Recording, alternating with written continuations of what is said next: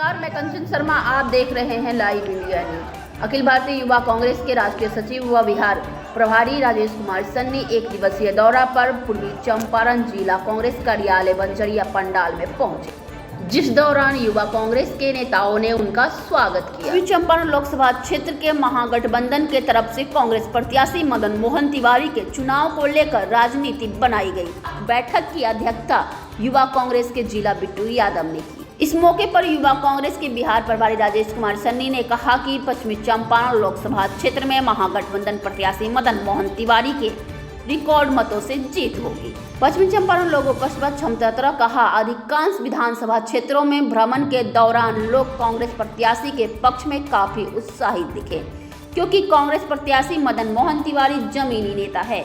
उनके पक्ष में एक अंडर करंट है और एक लहर है। इस क्षेत्र का निवर्तमान सांसद संजय जायसवाल और उनके पिता मदन जायसवाल को लगातार देखा, जिस कारण लोग इनसे उब चुके हैं, क्योंकि ये लोग केवल बात बनाने वाले हैं। विकास का कोई काम पश्चिमी चंपारण लोकसभा क्षेत्र में कहीं भी दिखाई नहीं दे रहा है।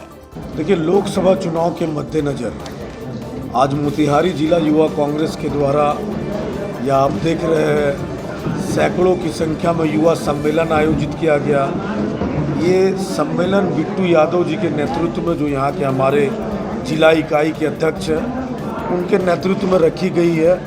किस प्रकार आने वाले चुनाव में, जो कि 10 दिनों के बाद इस क्षेत्र में होना 25 तारीख को, उसमें यूथ कांग्रेस की जो जिम्मेदारी है और यूथ कांग्रेस के नेताओं का, पदाधिकारियों का, कार्यकर्ताओं का, कि घर घर जाकर कांग्रेस न्याय गारंटी को पहुंचाने की बात हो, या बूथ में बैठने की बात हो, या ये जो झूठी निकम्मी 10 साल की जो सरकार रही भाजपा की, इस सरकार के बारे में जाकर के कैसे लोगों तक बातों को पहुंचाए, ये जिम्मेदारी यूथ कांग्रेस को आज हम लोग देने वाले हैं कि आने वाले चुनाव में जो कांग्रेस पार्टी के उम्मीदवार हैं यहाँ से मदन मोहन जी, उनको भारी से भारी मतों से जिता करके भेजने का काम को करेगी युवा कांग्रेस। देखिए, मेरा मानना है कि 400 पार का नारा चुनाव होने से पहले भाजपा के द्वारा दिया गया, देश के प्रधानमंत्री मोदी जी के द्वारा दिया गया। जब प्रथम चरण का चुनाव हुआ और दूसरे चरण का चुनाव हुआ, तो ये 400 पार का नारा भुला चुके हैं। उसके बाद इनको 2 भैंस याद आई, फिर आपने देखा इनको मंगलसूत्र याद आया, फिर इनको मुसलमान याद आया। तो अब ये भय का माहौल बनाने की कोशिश कर रहे हैं। लेकिन नीचे स्तर पर जब मैं कल से घूम रहा हूँ इस क्षेत्र में, और बाकी भी लोकसभा क्षेत्रों में मैं जा कर के काम करने का कोशिश किया हूँ, तो वहाँ पे एक अंडर करंट है नीचे इस सरकार के खिलाफ। इन्होंने जो 10 वर्षों में कुकर्म किया, देश के नौजवानों को ठगने चलने का काम किया, रोजगार देने का वादा करके, महंगाई कम करने का वादा करके। देश में मुद्दा है रोजगार का, ना तो देश में मुद्दा है जो मोदी जी बोल रहे मंगलसूत्र का। देश में मुद्दा है चरम सीमा पे महंगाई है, ना तो देश में मुद्दा है 2 भैंस रहेगा तो 1 भैंस ले जाएगी। तो ये मुद्दों से भटकाने का काम कर रहे हैं। अडानी अंबानी के बारे में बात कर रहे हैं, जो कि इनके मित्र है। कांग्रेस पार्टी और इंडिया गठबंधन के लोगों का मित्र नहीं है। अगर टेम्पू से पैसा पहुंचाया जा रहा तो आप पकड़िए, ईडीसी भाई आपके पास है। तो ये करने का कोशिश नहीं कर रहे हैं। इनका सीधे तौर पे कथनी और करनी में फर्क है। इनकी नीयत नहीं है देश के लोगों का विकास हो, देश में दबे कुचले लोग जो थे उनका विकास हो। इन लोगों ने केवल झूठा जुमला देने का काम को किया है।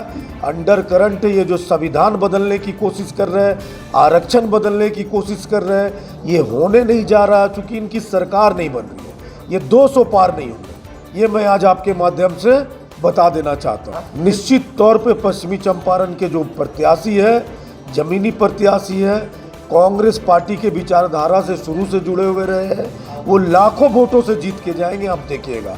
क्योंकि इंडिया गठबंधन से वो चुनाव लड़ रहे हैं और इंडिया गठबंधन के सभी नेता यहाँ पे अभी आगे भी आएंगे। और आप देखिएगा, एक लहर है, मैं बोलूँ तो एक अंडर करंट है। क्योंकि लगातार संजय जायसवाल को देखा, उनके पिताजी को देखा।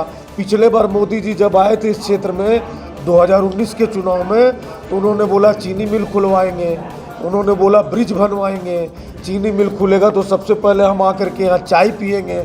तो केवल और केवल झूठ बोलने का काम किया है हर एक सेक्टर में। जहाँ जिस संस्थाओं में कांग्रेस पार्टी नौजवानों को रोजगार देती थी, उन संस्थाओं को इन्होंने ख़त्म करने का काम किया। BSNL हो, एयर इंडिया हो, उसके बाद एयरपोर्ट हो, सभी जगह आप देखिएगा अडानी एयरपोर्ट, अडानी रेलवे। तो इन्होंने अपने केवल व्यापारी मित्रों को लाभ पहुंचाने का काम किया 10 वर्षों में। ये देश की जनता समझ चुकी है और देश की जनता अब इनके बहकावे में आने वाली नहीं है। परसों जब समस्तीपुर में मल्लिकार्जुन खड़गे जी का कार्यक्रम था तो आपको बताना चाहता हूँ कि 2 से ढाई घंटे देरी से उनके हेलीकॉप्टर को पटना से चलने दिया गया, हेलीकॉप्टर की जांच की गई।